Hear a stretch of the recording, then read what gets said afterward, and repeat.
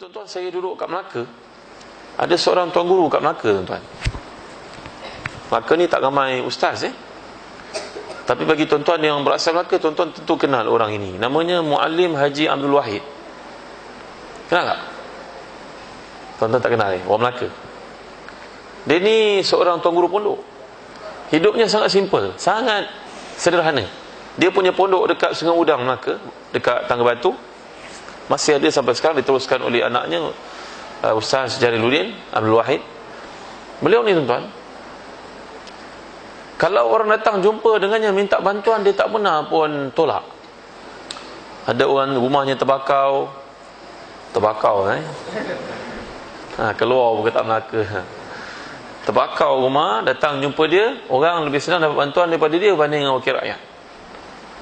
Kerana wakil rakyat nanti dulu nak masuk meeting dulu, nak tengok berapa peruntukan dulu. Tapi dia tidak. Oh, sekarang rumah kau terbakar malam tadi, sian ni waktu subuh, InsyaAllah isyak nanti kau datang, adalah duit yang kau minta. Berapa tuan-tuan? Beberapa orang ni, setiap orang minta sebanyak RM10,000. Besar betul tuan-tuan, besar. Besar. RM10,000 ni, kalau 5 orang minta dah RM50,000 tuan-tuan. Rumah terbakar 5 orang, 5 minta semua RM10,000. Menjelang waktu malam isyak yang dijanjikan, masing-masing dapat bahagiannya. Padahal tak seorang pun tahu mana sumber wang didapat tuan-tuan. Dia tak ada kerja tetap, dia hanya ada pondok, anak muridnya ada dalam 300 orang. Surau dia saya tengok tuan-tuan adalah besar macam ni. Dia satu sudut, sering dia beruzlah kat situ waktu tak ada kuliah. Tapi dia tak pernah menghampakan mintaan orang. Dan saya teringat, tiap-tiap kali nak dekat Ramadan, tuan-tuan, orang kampung datang bertanya kepadanya hukum hakam balik semula kan. Maka semua yang datang tu akan mendapat bahagiannya, iaitu 5 kilo beras wangi seorang. Walhal orang yang duduk kat pondok dia tu tak pernah pun nampak ada lori trailer datang hantar beras wangi. Mana datang tak tahu. Pernah jiran saya tuan-tuan, seorang yang kaya, anak-anaknya kaya, dia pun ikut pergi kuliah tu juga. Dia bukan nak ikut sangat, dia tengok ramai orang pergi, dia pergilah. Mungkin hatinya tak seberapa murni tuan-tuan. Anak-anaknya kaya-kaya, pandai-pandai. Dia orang kamu biasa je. Bila habis kuliah, orang bagi beras wangi, tuan guru ni bagi beras wangi seorang 5 kilo. Dia cakap tak payah malim, saya tak payah. Sombong ni. Maka jiran-jiran yang lain berkata kepada dia, kau orang alim ambil, kau bagi, kau ambil lah. Kau tolak buat apa? Rezeki orang alim bagi, orang saleh tau, wali Allah. Kenapa dia ambil? Dia nak tunjuk dia kaya tuan-tuan. Dia balik rumah, dia buka beras tadi, beras orang semuanya elok, beras dia busuk tuan-tuan. Dan dia cerita sendiri, dia tanya orang, beras macam mana? Aku dapat beras buruk lah, busuk. Orang beras aku elok, kau macam mana? Elok, semua orang elok, dia seorang busuk. Kalau tuan-tuan datang bersalam dengan dia, hulurkan wang RM100, RM50, pada masa itu besar lah, tahun 80-an dia meninggal dulu tahun 88. Tuan-tuan bagi dia RM50, RM100, nanti wang itu dapat pada kawan tuan-tuan yang bersalam dengannya selepas itu. Faham tak? Dia dapat RM50. Orang yang mula-mula bagi RM50 tadi, kita salam dia, kita tak dapat tuan-tuan. Nasib lah kalau orang sebelum kita bagi RM100, kita salam lepas tu kita dapat RM100 tu. Dia terima, dia kata aku tak perlu duit lah. Terima kasih banyak, alhamdulillah, syukur. Kadang-kadang dia ambil, kadang-kadang dia tidak ambil. Pada masa itu Ketua Menteri Melaka, Allahyarham Tun Ghaffar Babu, datang merasmikan satu sekolah di sana. Dia bagi Tun Ghaffar Babu RM50 tuan-tuan. Dia bagi Ketua Menteri Melaka RM50. Dan ini lebih mengejutkan, anak-anak muridnya yang akrab berkata, kami pergi ke mana, kami memang mendapati kereta tuan guru tak pernah isi minyak. Iaitulah satu pengalaman kami bersua. Kereta itu baru dihadiahkan orang kepadanya, kereta lama lah, kereta buruk orang bagi kepadanya, kereta Ford container. Dia bawa kereta ni nak pergi ceramah ke Bentong, zaman itu belum ada highway. Sampai kat Gombak, kereta yang baru diterima ni meragam, rupa-rupanya minyak dia habis. Dan memang orang tak pernah nampak dia isi minyak. Dia pergi dekat belah-belah yang ada anak sungai dekat Bentong ni tuan-tuan.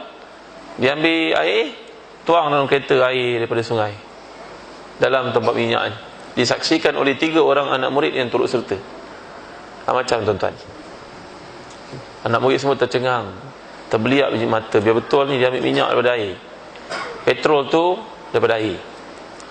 Dan kereta pun pergi ceramah ke Bentong, balik semula ke Melaka. Dia cakap pada anak-anak murid dia, tolong jangan cerita pada orang apa yang kau lihat. Pengalaman ini aku dengan kau. Bila dia mati, barulah satu-satu cerita pelik muncul, orang ceritakan pengalaman masing-masing. Kalaulah wali Allah macam Muallim Haji Abdul Wahid ni ramai di kalangan kita tuan-tuan, tentulah bankrupt, Petronas, Esso, Shell dan sebagainya. Tuan-tuan ini adalah seorang wali Allah yang Allah beri kepadanya karamah. Para ulama bincang bab akidah, karamah diberikan Allah kepada orang salihin, wali Allah, sebagai menunjukkan kebenaran yang ada pada mukjizat yang Allah berikan kepada Rasulullah. Kerana karamah adalah lanjutan daripada mukjizat. Cuma orang yang selepas ini tidak ada mukjizat, dia ada karamah. Tapi karamah ini adalah benda yang tak boleh ditunjuk kepada orang. Kerana kalau ditunjuk dan dicerita pada orang, dia sudah mempunyai dalam diri sifat takabur, dan itu berlawanan daripada sifat seorang yang ikhlas. Sedangkan orang diberi karamah adalah orang yang ikhlas. Nampak tuan-tuan? Dia berkata kepada anak-anak murid dia, jangan cerita dengan orang Kau cakap nanti aku bunuh kau dia. Dia bergurau dengan anak murid ni tuan-tuan. Dia tak bagi. Pakaiannya serba sederhana tuan-tuan, selekeh.